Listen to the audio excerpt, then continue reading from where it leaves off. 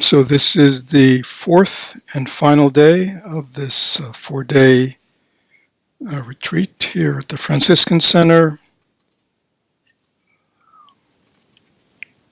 Looking at the key points of practice from the viewpoint of the Zen tradition and some wonderful Zen Masters. Why is our retreat coming to an end? It's because it never existed. There was never anything called a retreat in any intrinsic real way. Things, causes and conditions came together, people came, but there was never anything called a retreat. There was just this. See, this is what's real. The retreat is just a label. And because everything is impermanent, and everything is made up of parts that are all have their own causes and conditions, we come together for these days, and then we part. In this coming together for 4 days, we have created sort of a communal causes and conditions. And yet each of us are on our own journey in this life. We kind of came into the soup for 4 days, but now we return to other parts of our journey. That is why any changes that are affected by the causes of this retreat can only continue within your own mind stream. Because the retreat never existed, doesn't exist, and will not exist in the future. All that exists is mind. And in the case of each of us, each of us has our own individualized mind stream. It is this mind stream that must be understood, looked at, transformed. That is the practice that we are undertaking. And so hopefully over the course of these 4 days, that mind stream of yours has been affected. And therefore, if it came in like this, it maybe will leave a little differently. It is up to you. It is only up to you. When the Buddha, he said to his disciples, he said, these are my own paraphrasing. He said, I would love to be able to enlighten you. But he said, all I can do is give you the Dharma. All I can do is show you the way. All I can do is give you the practices. All I can do is encourage you. But awakening, the freedom from suffering, is in your hands. That is very wonderful to know.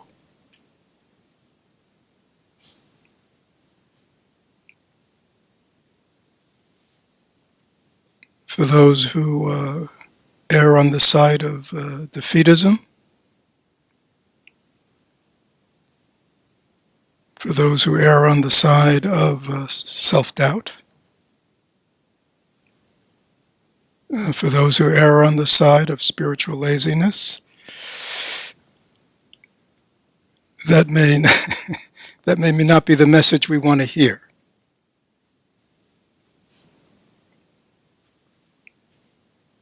But it is the true message.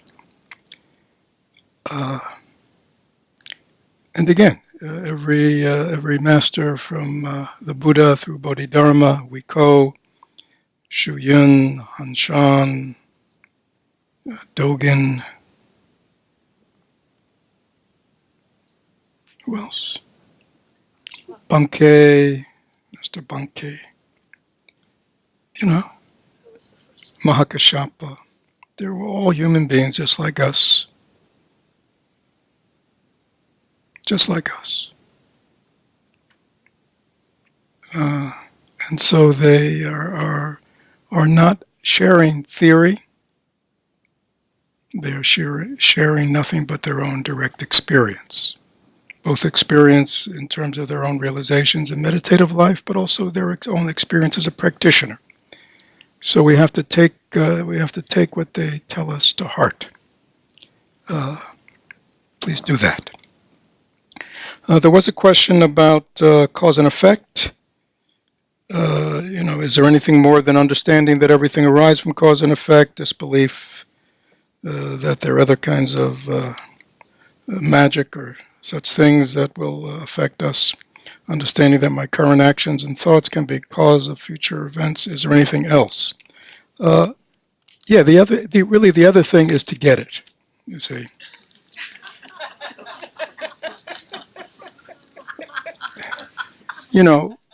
Again, I can't say how many times people, even long-term practitioners who have,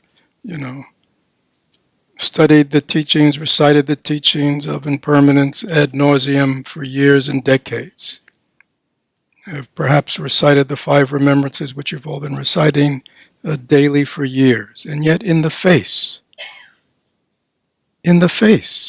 of impermanence in their own life, in the lives of people around them, in the lives of the world, they are in disbelief.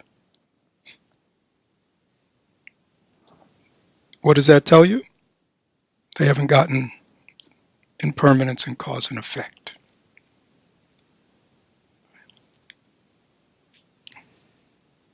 When you really reflect deeply on impermanence in cause and effect, both in the analytical, reflective, contemplative way that we learn in this tradition, but also just watching your own mind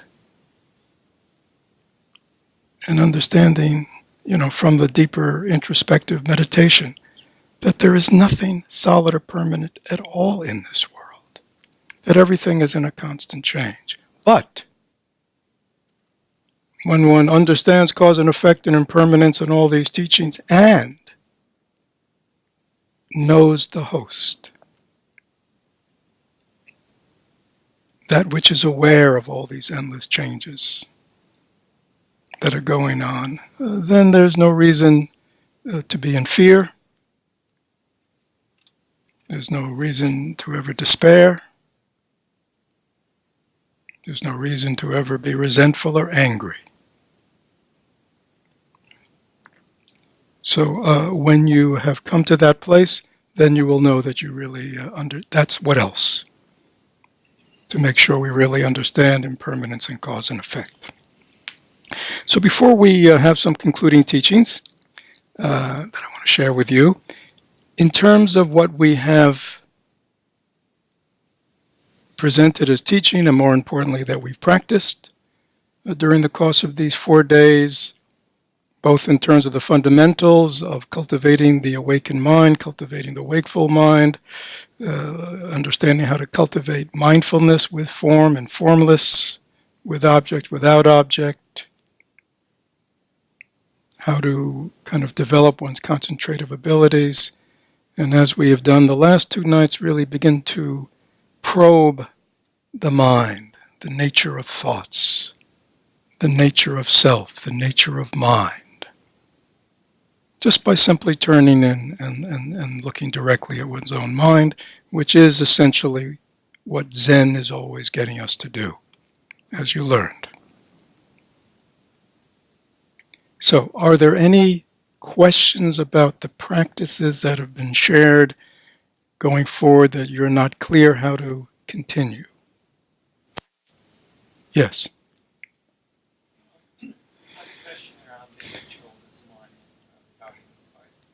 Uh-huh.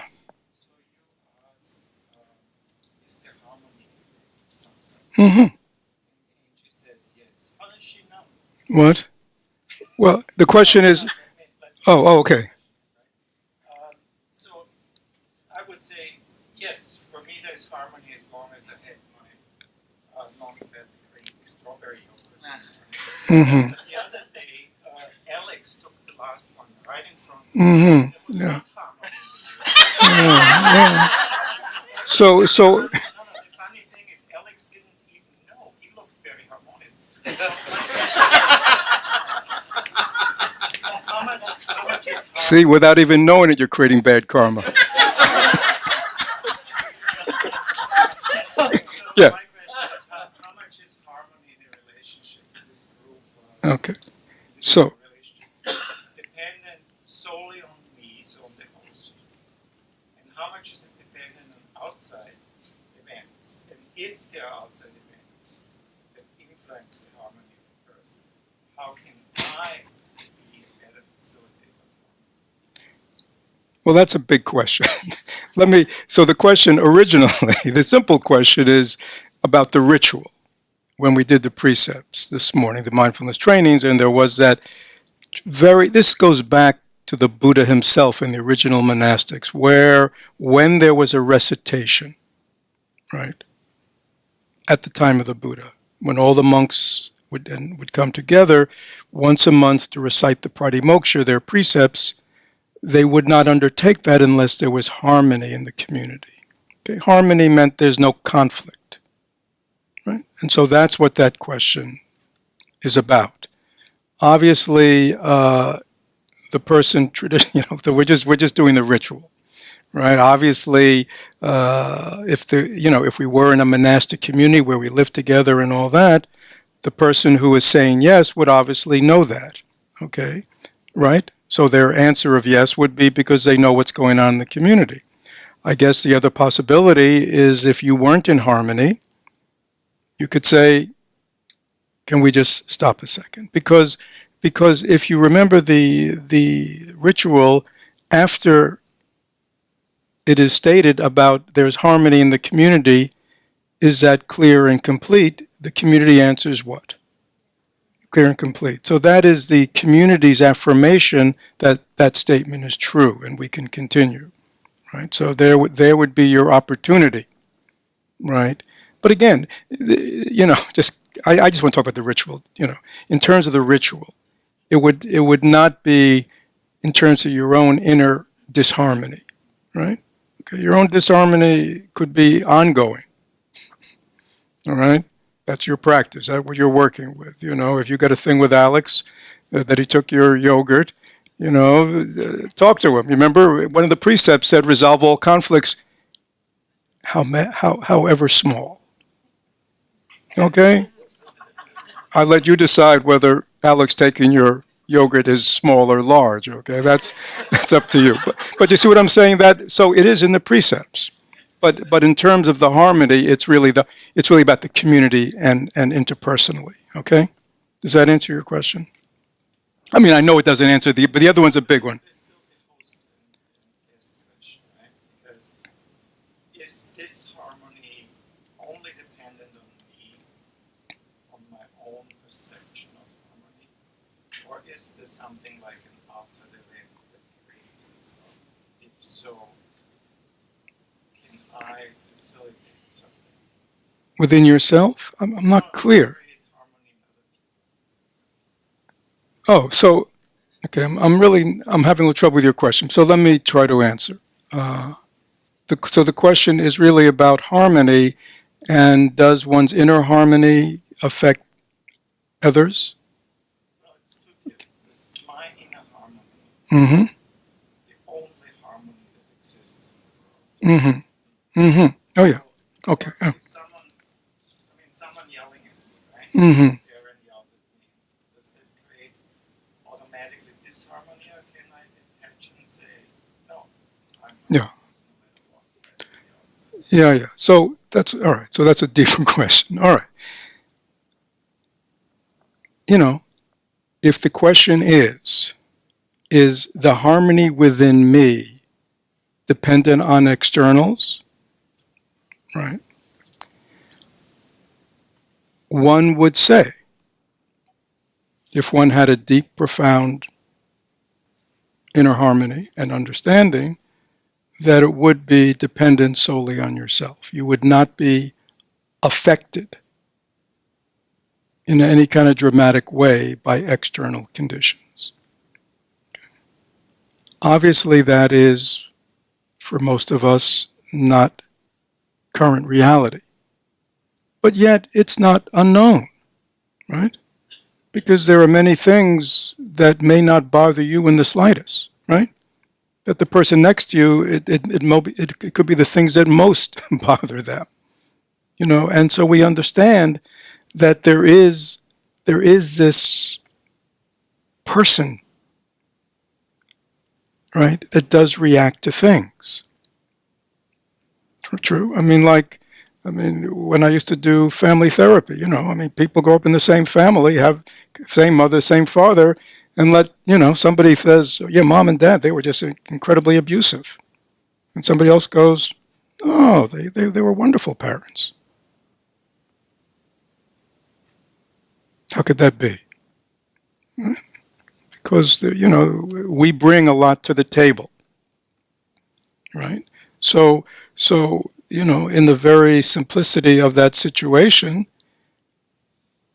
for example, you use the example of somebody yelling at you, and of course you say, well, wouldn't I get angry, right? Or by my disharmony. No, again, I've had the experience, I remember once being in New York City, and some obviously sort of deranged, must have been in the 80s something when they were deinstitutionalizing all that. And I remember I was in a restaurant or something. All of a sudden, this guy comes in off the street, happens to come up to, I was table, and just starts yelling and cursing at me. I didn't get angry. Why? Because I knew he was a sick guy. You know what I mean? I didn't take it personally. Right? So there's the same fact. Somebody is yelling at me, cursing at me, calling me all kinds of names, and I don't get angry. Right? So that shows that our perception of events does have a lot to do with our response and therefore in a harmony. So this almost goes back to causes and conditions. The more we understand that basically people, we always say they should know better, but people don't know better. Why don't they know better? Because they are the servants of their conditioning. That's all. They don't know better. Right? They're puppets. Most of us are puppets. We're just puppets of our conditioning, right? And we can, obviously from a societal point of view, you have to hold people somewhat responsible for their actions, of course all that. But at a deeper level, who's to blame, as Shu Yun said, who's to blame? Their parents are to blame, but their parents were created by their, you know what I mean? Who's to blame? Society's to blame? Who can I point at? Right? So all kinds of causes and conditions lead to the creation of every person, every situation. And when one understands that, one kind of has a wisdom. Right? And when there's wisdom of understanding, then compassion can come forth because you realize, and Thich Nhat Hanh says it so beautifully. He says, when you're in conflict with something, the first thing you say is, well, this is in relationship, is, what is it? My darling, I know you're suffering. Right? You see? Usually it's very personal. How can you say that to me? Right? You're right.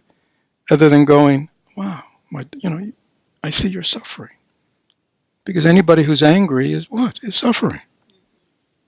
Right? So, but to see that, we have to get beyond what? Ego, self, which makes everything about me.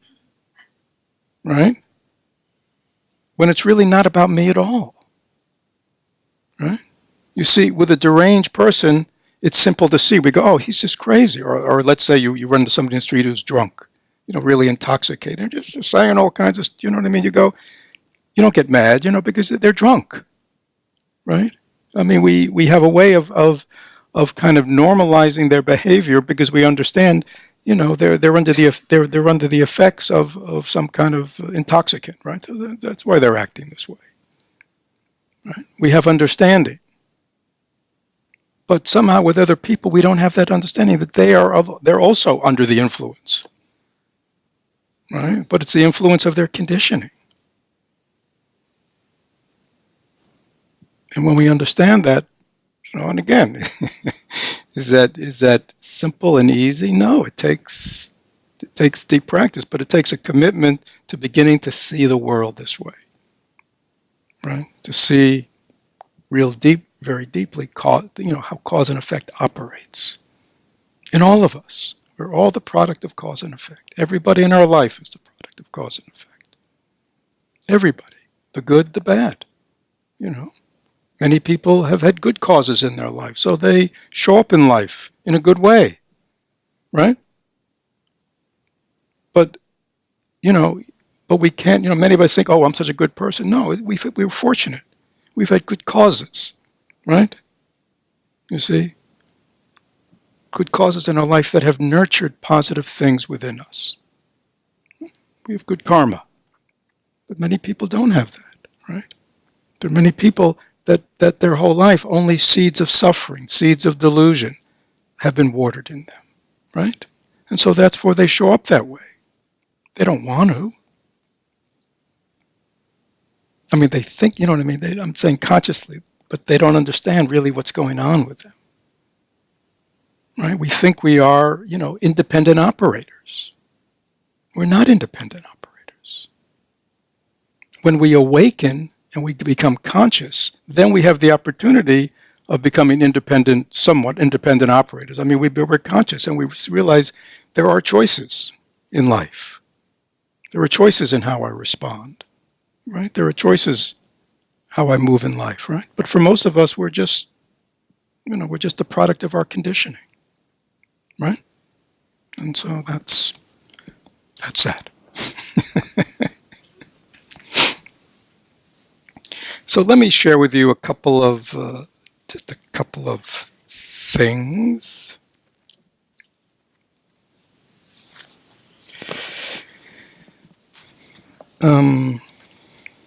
Just to kind of end on a good note here today. So this is from a master named Chin Newell. He was actually a Korean Zen master.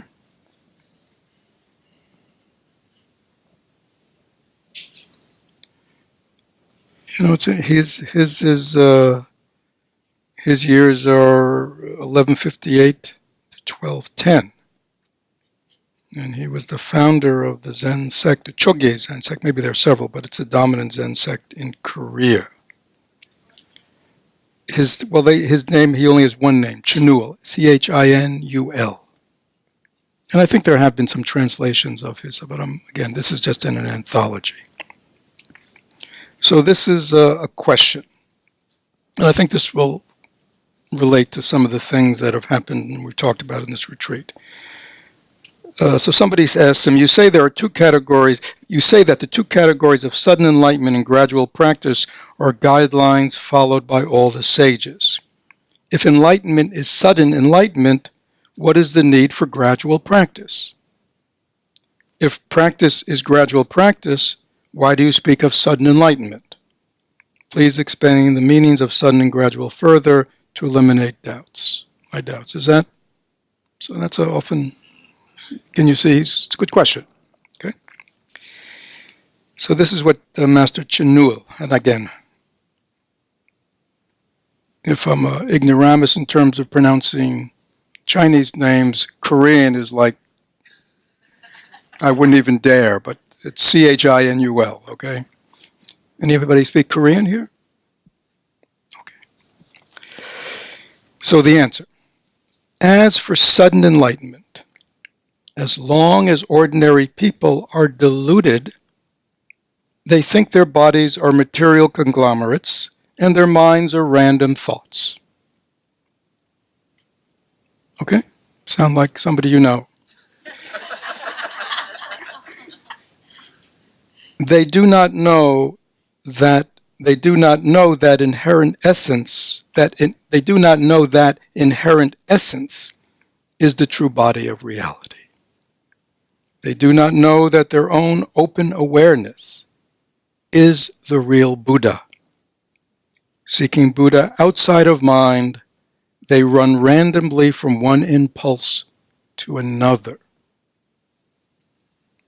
Clear? Oh yeah, very clear. If a real teacher points out a way of entry for you, and for a single instant you truly turn your attention around, you will see your own original essence. And we played around with that last night. This essence originally has no afflictions. Uncontaminated wisdom is inherently complete in it.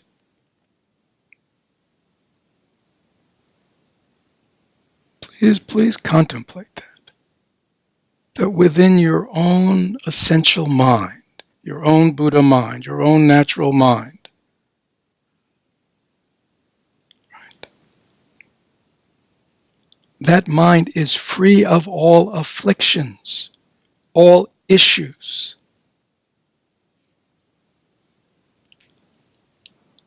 And it is the source of uncontaminated wisdom.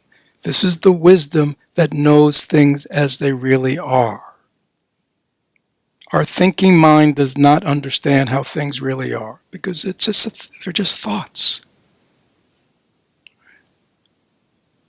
See, if you think about it, forgive my words, but if you think about it, there has, when you have a thought, and let's say you have an intelligent thought, well, thoughts are just words, right? Right? And you hear them in your mind. If you were brought up in this country, you hear your thoughts in what language? English. If you were brought up in Austria, you would hear your thoughts in German. If you were brought up in Vietnam, you would hear your thoughts in Vietnamese. Okay. So we have to understand that this wisdom intelligence of our mind has nothing to do with language. Right? So it has to be coming from something deeper. Right? I mean, like, why do you have that thought? There has to be a deeper intelligence or wisdom or a deeper delusion from which these thoughts are arising. Is that true? I mean, they have to come from somewhere. Okay. So, it is because of this innate wisdom, intelligence of our knowing mind that we are capable of knowing reality as it really is. It is already here. That is something we have to fundamentally understand and stop endlessly trusting this thinking mind that got us into trouble in the first place is somehow going to figure out how to get out of it.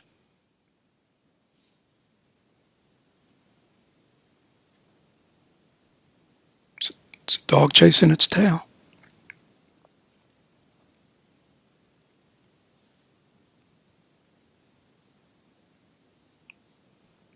Daryl, last night for just a moment you stopped chasing your tail. You've been chasing your tail for 60 years, more or less? Yeah. Right. In that one instant when you stopped for a moment and chasing your tail and looked directly into the essence of your mind, you saw something very different in you.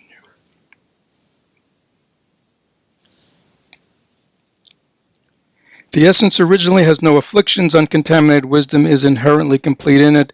Then you are no different from the Buddhas. Thus it is called sudden enlightenment. Now we're not going to call Daryl a Buddha for a 2-second insight, but we would call him a 2-second Buddha. Okay, you'll take it.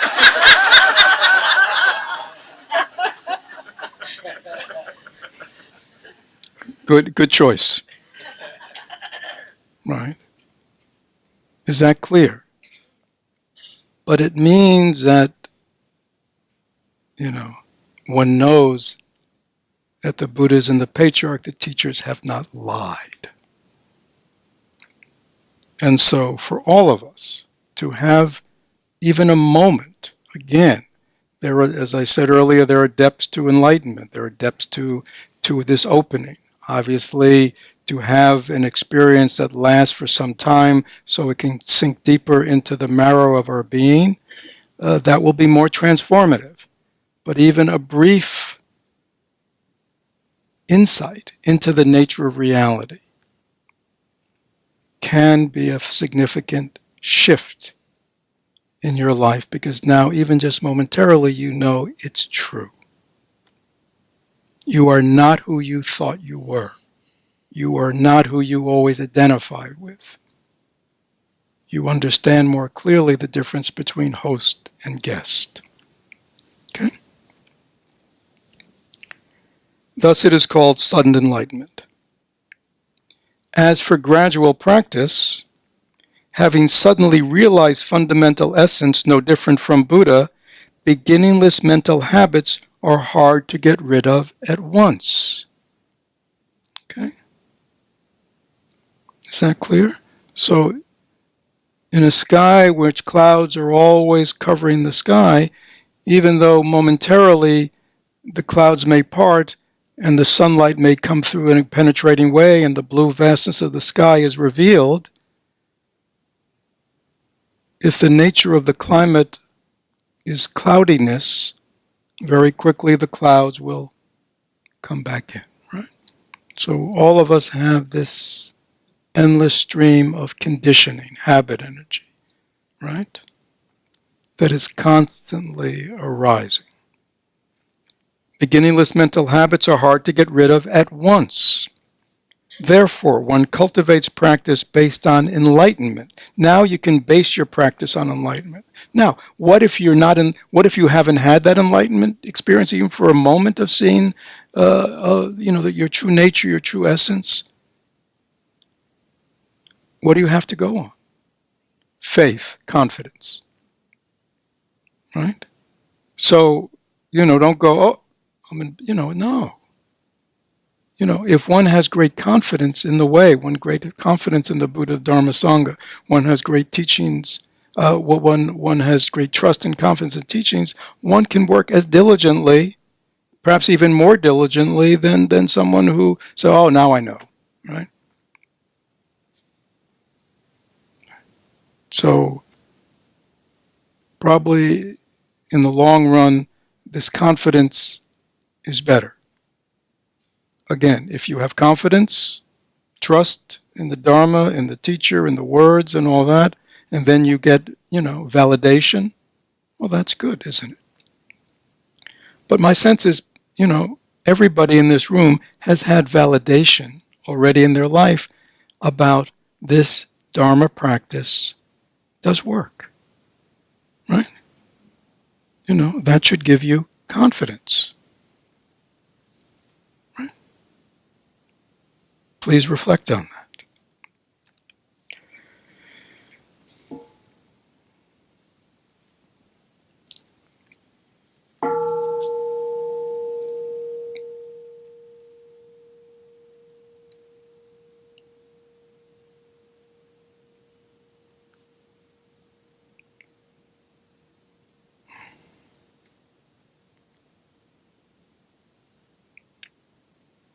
Therefore, one cultivates practice based on enlightenment, gradually cultivating the attainment to perfection, nurturing the embryo of sagehood to maturity.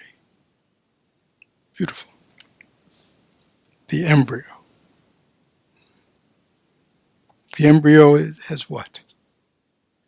It has the full potential of the human being, but it's just an embryo.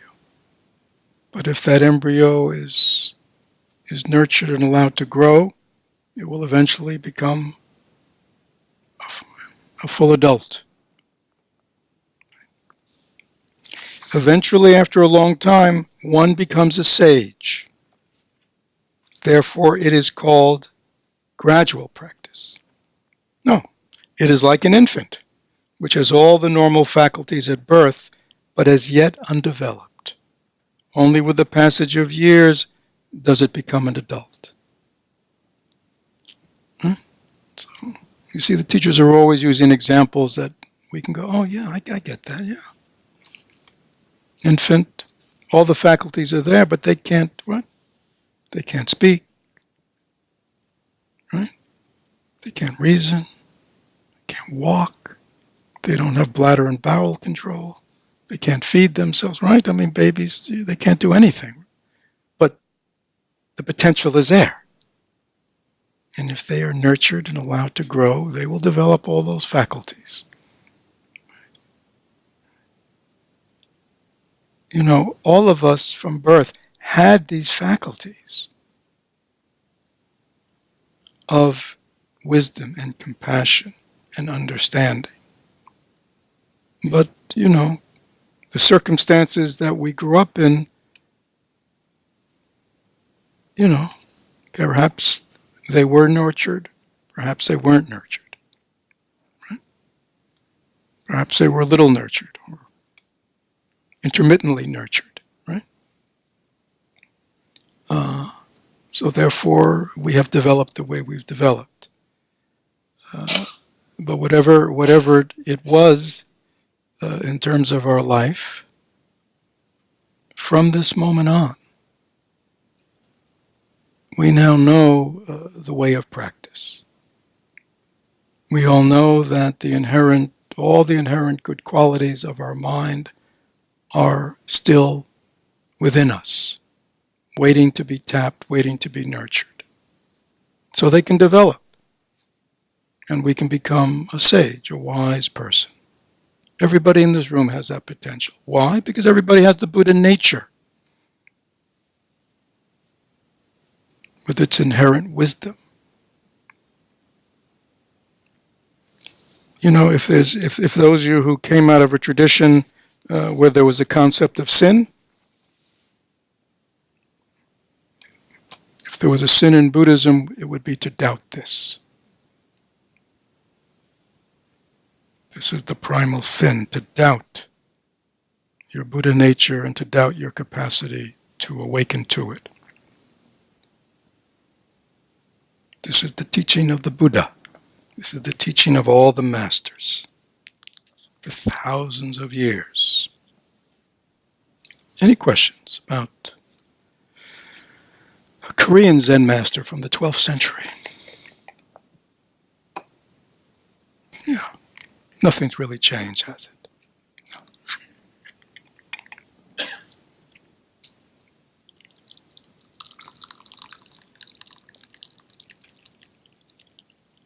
The only difference these days is there are less of these masters around. That's the problem. But maybe there are less masters around because there are less people who would recognize them and seek them out, right? We're too busy, aren't we, with other things, other more important things. Yes? So this recognition of no self, and, causing conditions, impermanence, these discoveries that, does it almost make your physical and mental sensations so invalid that something like sitting in a cave staring at the wall for 9 years becomes possible? Did that not make sense? I mean, Bodhidharma did not sit in a cave for 9 years facing a wall. That's what it looked like. He was deeply introspecting his mind. Perhaps he was cruising for 9 years in the bliss of his original nature. Okay. It was because of that he was able to sit for 9 years facing a wall. I just believe that it's possible. Well, of course, he did it. Many did it. I mean, you could do it. I mean, I think in ancient times, when life was a little rougher, less comfortable, it was easier. But, I mean, right up to these times, you go to Asia, or maybe in the West, but you go to Asia, go to the mountains, there are people in caves right now. It's just incredible to me. Like, I would never. I have no context for how that could be possible. Have you ever gone camping? Yeah. Sort of like that. I mean, it's just simple living. I mean, what's so extraordinary? There's no central heating. You gotta make your own little fire. You gotta do your own cooking. You're kind of isolated. You're in nature. I mean, just simple living. It's like camping. Except, you're there for a long time.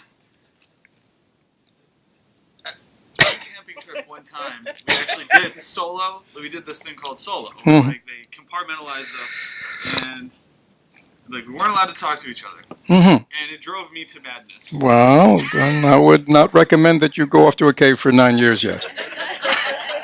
Yeah, I mean, if you're asking, does one need a certain degree of stability and mental? Yeah, I would certainly say, yeah, this is not for everybody, right? And yeah, because you definitely would need a certain degree of mental stability and self-confidence and lots of good things and a deep practice. Yeah. Is it less difficult to obtain than I think? Yeah, give yourself a few years of practice.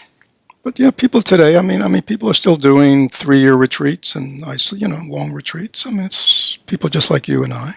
I mean, it's not. But it takes a certain degree of development and inner stability and clarity, and and the capacity to be alone. I mean, a lot of people these days, even just the thought of being alone is frightening, right? Yeah. So, but. Yeah, I mean, when I was in Asia, I visited several areas in Tibet and India where retreatants were living, quote unquote, in caves, and some of the happiest people I've ever met. Simple life. Just focusing on the basics. Right? Spending their day doing, practice. Right? That's it. Good. Yeah. Anyhow, give it time. All right.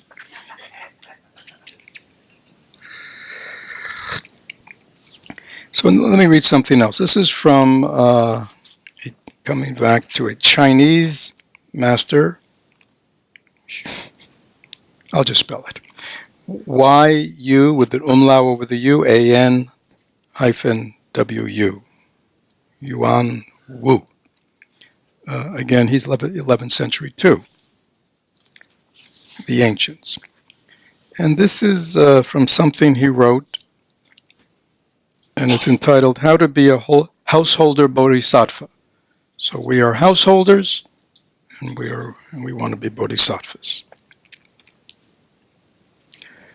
This affair is a matter for people of intelligence and some degree of wisdom, who do not consider it difficult to understand 1,000 when hearing one.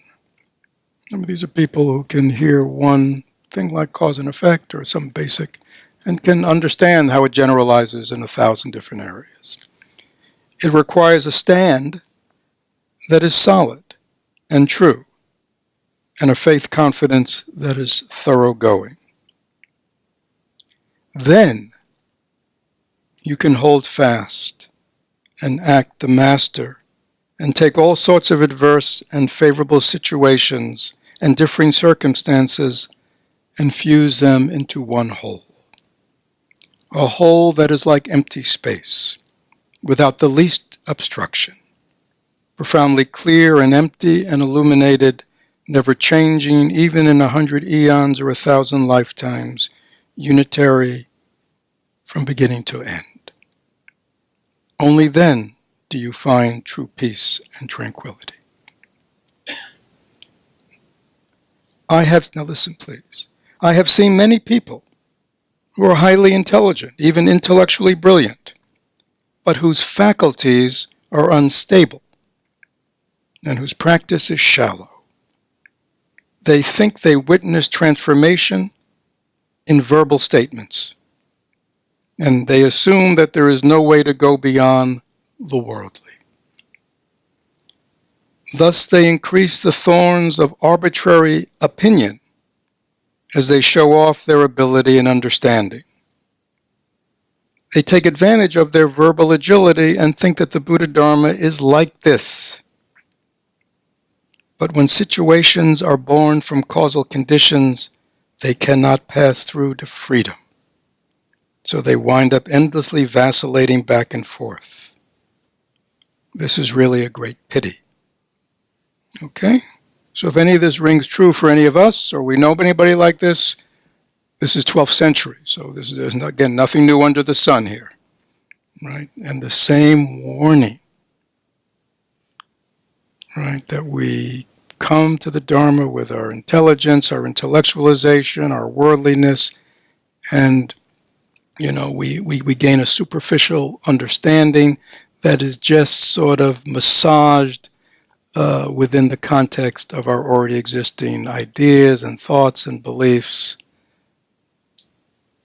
And he's saying this is not Dharma. How do you know it? Because you see. When this person encounters real life, real vexations, they wobble. They don't walk through it empty and aware and clear. Okay? And he says this is a great pity. This is why the ancients went through all kinds of experiences and faces all kinds of difficulties.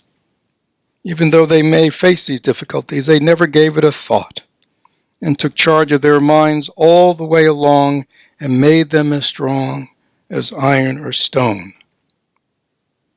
Thus, when it came to passing through all the varieties of birth and death, they didn't waste any effort. Isn't this where the special strength and the generosity beyond emotionalism that truly great people possess? Isn't that beautiful? Isn't this where the special strength and generosity beyond emotionalism that truly great people possess?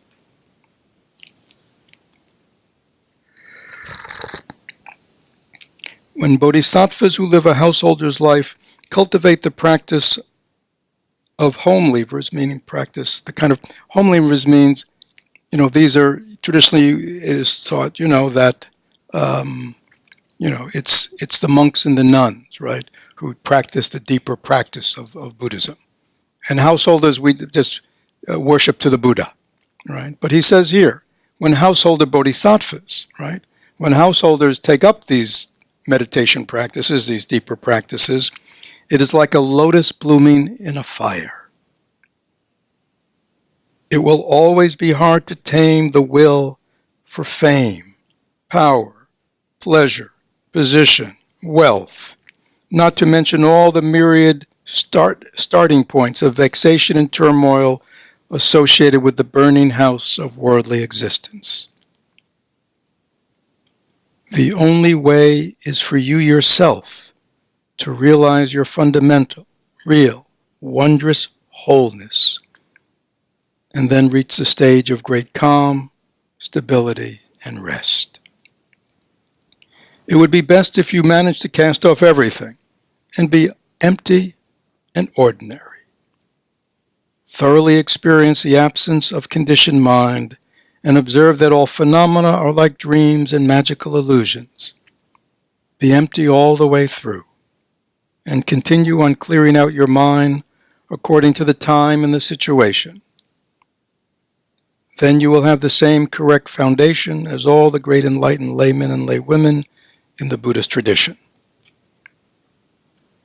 And then he ends by saying, according to your own measure of power, you will transform those not yet enlightened, so you can enter together into the uncontrived and cluttered ocean of true nature.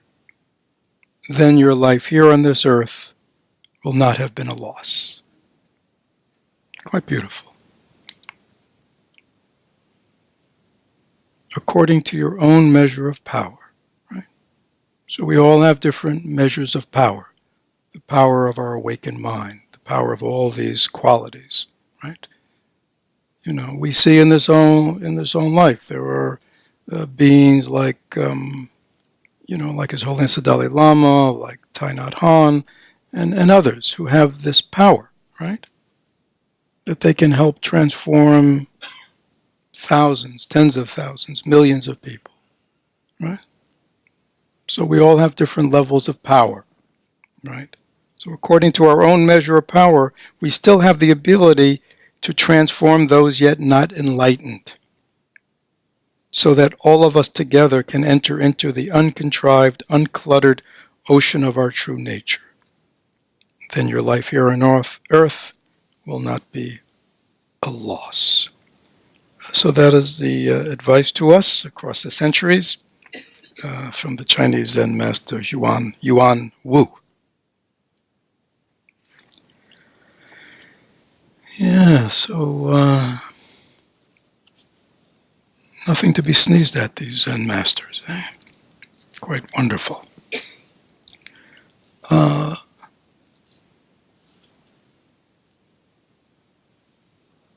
Again, we don't grow up hearing these stories, do we? We didn't grow up hearing about these types of people, this kind of life. Right? We didn't hear about being a bodhisattva. Right? We never heard about our true nature, still uncluttered and pure. We didn't hear about that there's a very simple, pragmatic way to facilitate this transformation and awakening. Right? We never heard that the greatest gift that we can give another human being is to give them the tools to liberate themselves from all their suffering. Right? But now we have. So it is up to each of us, to do with this as we will.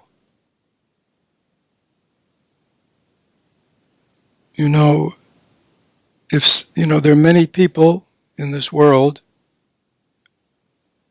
who, because of their good karma, gain wealth, right? Some wealth. We know these days, to be even a billionaire is kind of, so what? So we know people, because of their good karma, their good fortune, whatever you want to call it, they can gain wealth. But then what do they do with it, you see? What do they do with it? In the same way, when we come to the Dharma, when we're able to hear these kinds of teachings, when we're able to be part of a community, when we're able to, do all the things we're doing, we are receiving great wealth in these teachings. The question is, what are we going to do with it? Right? Are we going to fritter it away? Right? Are we going to keep it in the bank? Check our statements every month? Check our portfolio every month? Is that what we're going to do with our wealth? Buy things just for us? Is that what we're going to do with our wealth? Right? I mean, people who have wealth have great opportunity to bring great benefit to many people, don't they? And yet. So there's all kinds of wealth. I guess what I'm saying right now, we have been given a great, we've been given a great wealth here, a great jewel, something of great value in this Dharma, in these teachings. It's interesting. We'll have to end in a minute. Master Bankei, who I quoted a little bit last night. He was a very interesting guy. He practiced so hard. He went through so many austerities, so much pain and suffering he practiced until he had his great awakening. Right? And after that, as you heard last night, he taught a very simple Dharma, right? About the unborn original mind. Very simple Dharma. And he was such a popular teacher.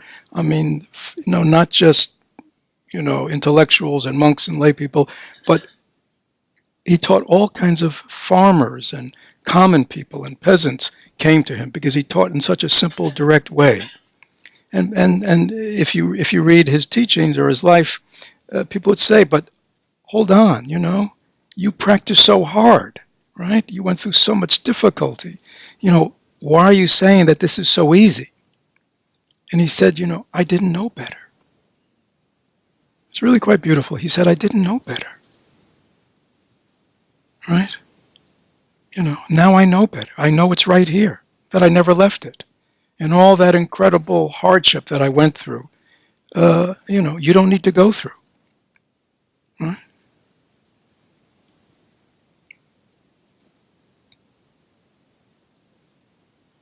He said it's like, if you were a group of people and you were lost in the woods and you looking for a water source, and you sent somebody out, and they had to kind of go through all kinds of hardship in territory that was totally uncharted, right? All kinds of difficulties. And then they finally found the spring, right? When they come back to their group of people, they just tell them where the spring is, right? They don't have to tell them you have to go up here and you have to fall down the mountain and then you have to trip and then you have to dig 20 times and not find anything. You see? He says it, and that's what Zona said. He said, it's like that, it's like, he said, that's all I'm doing. Right? I'm telling you where the spring is. Thank you.